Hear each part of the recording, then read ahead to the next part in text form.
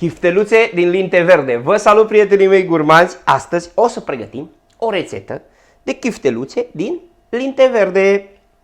Haideți să vedeți ingredientele pe care le folosesc eu la această rețetă.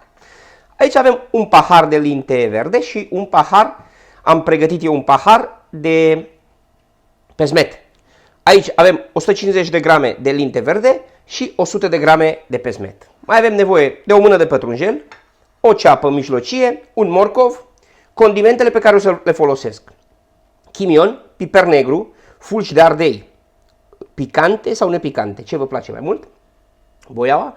Aici am cimbru, dacă aveți cimbru proaspăt mai bun, și o linguriță de sare. Am pus o linguriță din toate, da?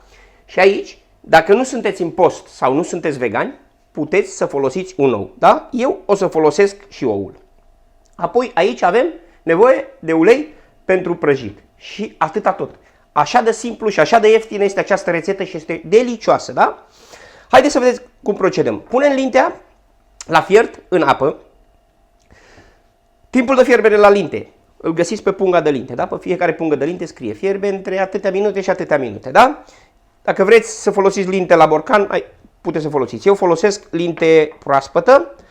Am spălat-o, am trecut-o prin sită, s-a răcit și o avem aici pregătită. Acum începem să radem morcovul și ceapa, da? Am pus și pătrunjelul. Voi aici puteți să puneți orice altceva doriți, da? Îi adăugăm condimentele. Ne spălăm bine pe mâini. Și facem aici un loc. Eu îi adaug și oul. Așa.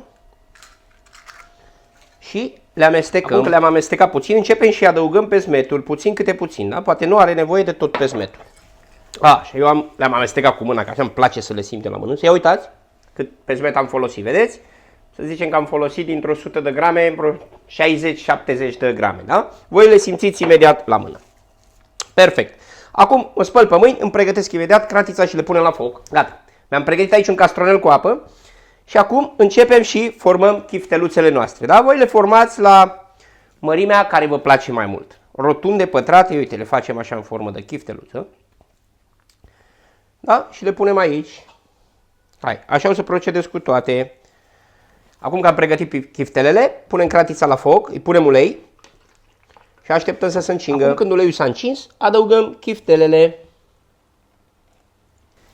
Au un gust impresionant, extraordinar. Sunt mai bune decât chifteluțele din carne. Da? Prietenii mei gurmanzi, un like, abonați-vă, distribuiți și cu prietenii voștri. Haideți! Și vă invit să vedeți și rețeta de chifteluțe din mei, care o am în canalul meu de YouTube, da? Și când pregătiți aceste chiftele, faceți-le o poză, puneți-o în Instagram și etichetați-mă la Sevi acasă. Și eu văd rețeta voastră de chiftele. Vedeți? Le-am întors. Nu au nevoie să stea mult.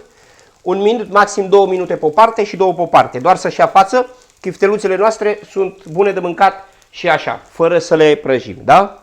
Un gust excelent. Vă invit să probați, vă rog frumos. Gata. Aici avem chifteluțele noastre. Am și tăiat una ca să vă arăt. Ia? Filmează mai de aproape dacă poți. Vedeți cum se vede înăuntru. Jur că sunt din carne. Și acum haideți să o și gustăm. Cu muștărel așa.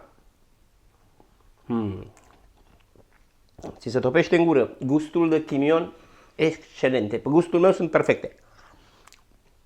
Prietenii mei gurmanzi, vă invit să probați această rețetă, da? Chiar dacă sunteți în post, eliminați ou și aici aveți o rețetă de chifteluțe din linte de post. Da? Cu astea spuse, ne vedem într-un nou video, prietenii mei gurmanzi. Nu uitați, sunteți iubiți. Eu continui să mănânc. Excelente!